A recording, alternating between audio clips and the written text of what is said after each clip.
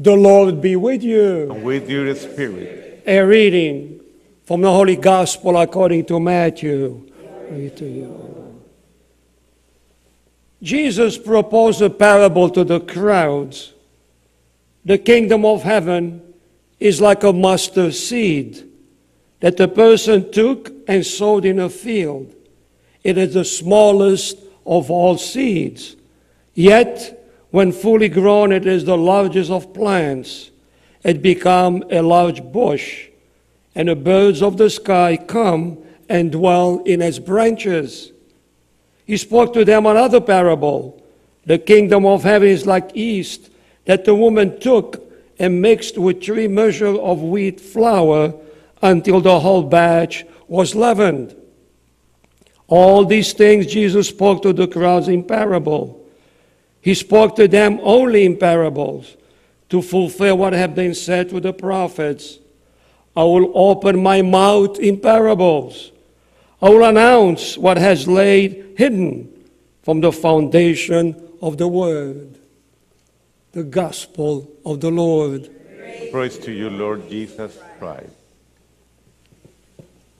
As we meditate this morning, my dear brothers and sisters, this powerful gospel today, again, parables, so example, allegories, metaphor.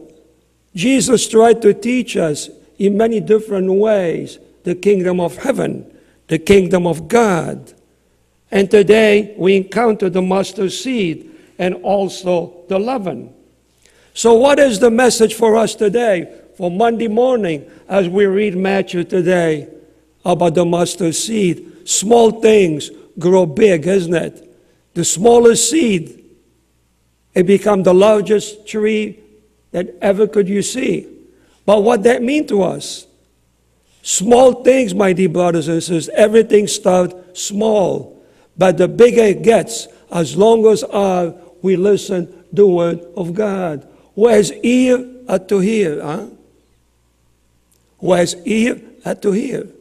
So if we hear the word of God, absorb the word of God, they can grow and grow and grow so much that the grace of God become upon us. And when the grace of God get hold of us, nothing can touch us. Don't matter what happened to you. You become having a gratitude. You become to see differently because the grace of God is upon you, because you listen. One word from the Lord. You've been baptized on that baptism, on that 15 minutes of baptism that you received. It grows something great on you. The grace of God. We all want to have the grace of God. We all want to be blessed. We all want to receive good things. We all want to receive compliment, love, and care. If only our heart and soul is open to the Lord. If we can give up everything else, not give up physically, but give up spiritually. All the other thing that hinders us to listen to the word of God. And that will grow in us even bigger than a mustard tree. It can grow so big and sometimes can be overwhelmed. Sometimes I get overwhelmed with the grace of God. We all have troubles and tribulation in our lives. We have sickness, diseases, accident, no matter what we have. It's what we do with it.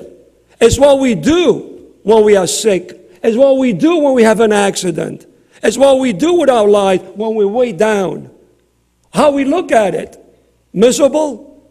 Complaining? Why me? Or say, Lord, may your will be done. I accept it, Lord. It sounds a little bit kind of on this side today. Who likes to be miserable, huh? Who likes to feel pain, huh? But it is. It is. Christ suffered for us. Through suffering, my dear brothers and sisters, we can feel the grace of God. Through suffering, accepting suffering for the grace of God. He accepted for the grace of God and accepted for Jesus himself. I cannot be in pain and complain if he was in pain. He didn't complain, did he? He did not.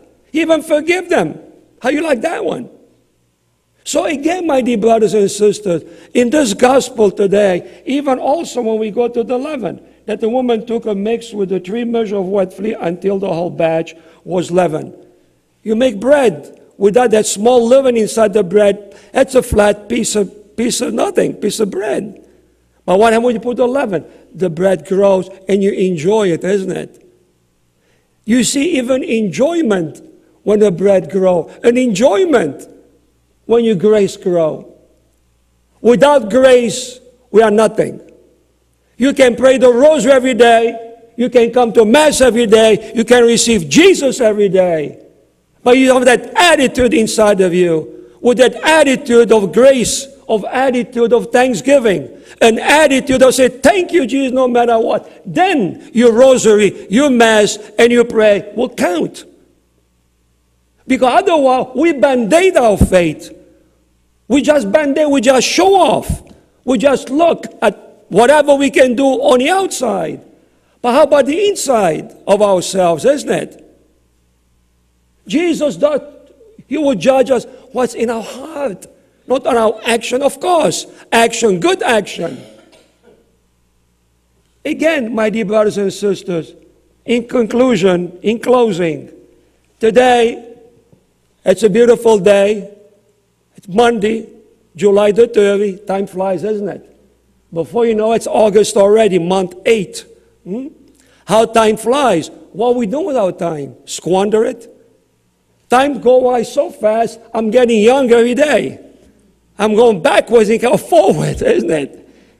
It's an attitude, my dear brothers. Age is just a number. It is just a number.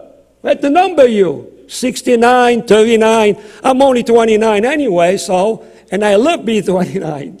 So, my dear brothers and sisters, have a good sense of humor, have a good attitude, and we'll receive Jesus. Pray, pray, pray. Pray for good attitude. Amen.